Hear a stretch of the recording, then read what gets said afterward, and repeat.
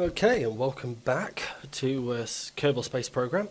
Last time you joined us, this particular rocket, despite the fact of its best efforts, is pretty much plunging back to Earth.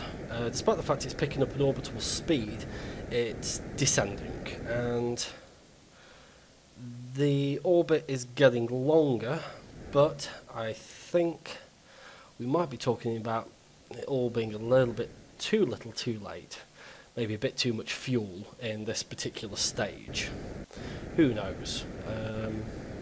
So on this occasion, I don't think we're going to get to demo what the RCS fuel, or if you were with me in the last video, the Sofa Specialist fuel does. I think it'd be a bit too much, in fact, actually. There's only one last thing I can think of, and that's to goes balls to the wall and try and sort of skip off the atmosphere a little bit here. Exactly what the Apollo 13 mission didn't want to do. This is starting to look a bit more optimistic. Whether or not we're going to get to the height that I wanted to, I wanted to get to about 1,500 clicks, but I don't know if we're going to have that sort of fuel. I mean, this is still slowly coming down. Say slowly. I wouldn't want to hit the Earth at the sort of speeds that that's changing at. So yeah, no. If you've whilst we're waiting for something to, waiting for this ring to complete round the curbing. If you haven't got this game, why not? It's a hell of a lot of fun. I suggest that you go and have a look at it.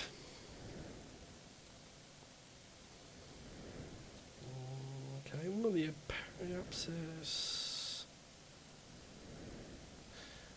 Oh, so we're actually starting now to gain some altitude. So let's get some speed up, shall we?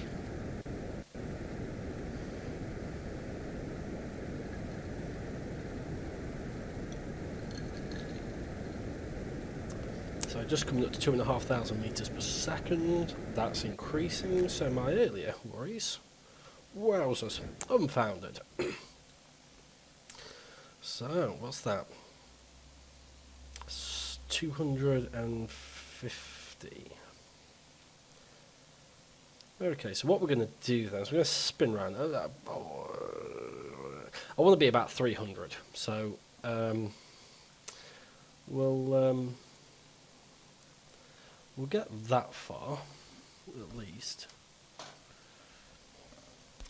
Unfortunately, though, at the moment, I can't warp any faster. But what we can do is set ourselves up so we know we're going to be near enough facing the opposite direction. So we can spin. In fact, this would be a very good opportunity to show you what the RCS fuel does. But I think that pretty much the chance has been missed. In fact, actually, so I'm going to drop the RCS fuel on, and there you go. There it is in action. So it's stabilising the aircraft to according to the SAS coordinates I've just given it. So I'm going to turn them off. I'm not going to waste them because eventually they're going to be quite useful. If we run out of jet fuel, rocket fuel, sorry, then we could actually cancel the speed that we're going at with those RCS thrusters very slowly, but it can be done.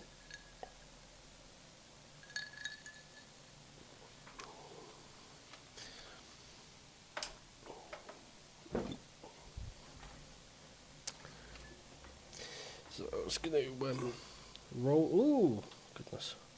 Roll a little bit. We'll just get this.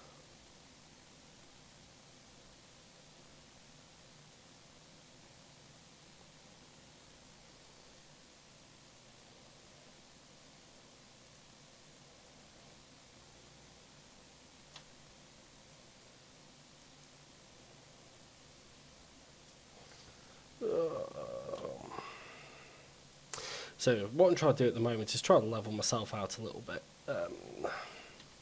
I wish there was a device which would do this for you.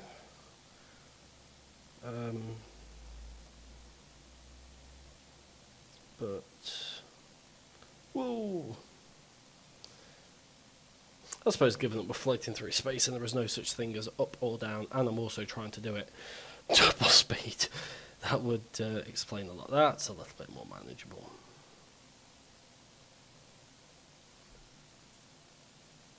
Oops.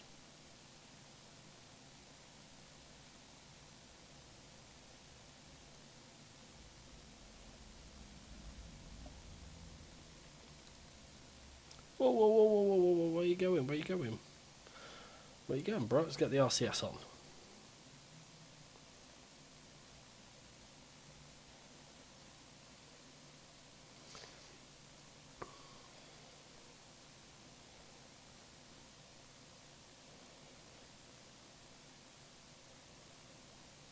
In fact, actually, at this point now, I want to be facing towards Kerbal, because by the time we come out of this, if I was slightly off, so about here.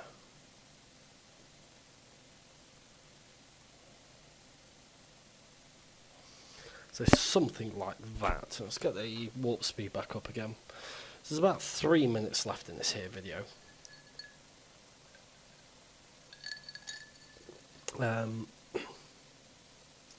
So you can see what's happening now. Then is we're staying in a straight line whilst the arc of the arc of Kerbal changes. So that's what we're trying to achieve. Bill, Bob are still crapping themselves. God love them. They accept the paycheck, but they don't earn it.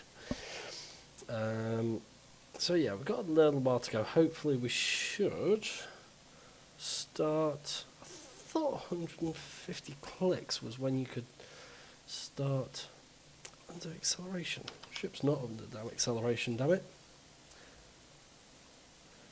Well, it's not.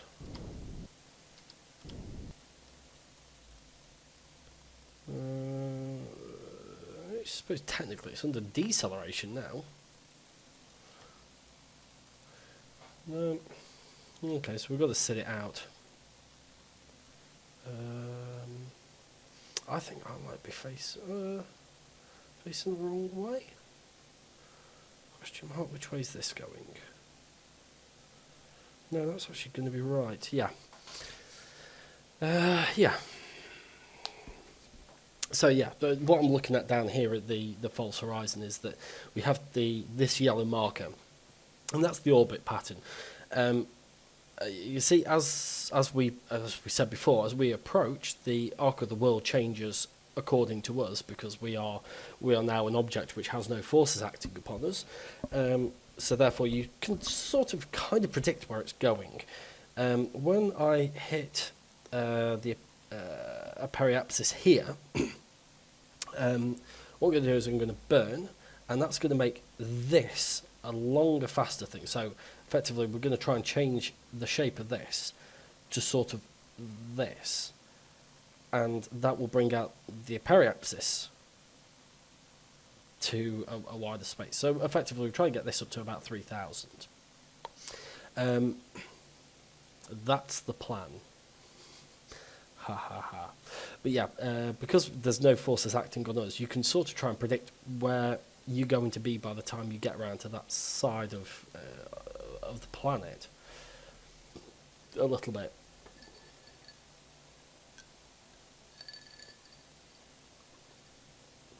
Two, 3, 4, 5, 6. Now, we have 4 burnt out fuel tanks. For some reason, we're burning 2 fuel tanks at the same time. I don't know if that's got something to do with the wiring it had in the first place. But yeah, anyway, when we come back, we're going to make a burn, and we're going to get that periapsis up to where it should be. So thank you very much for joining me. I will see you next time.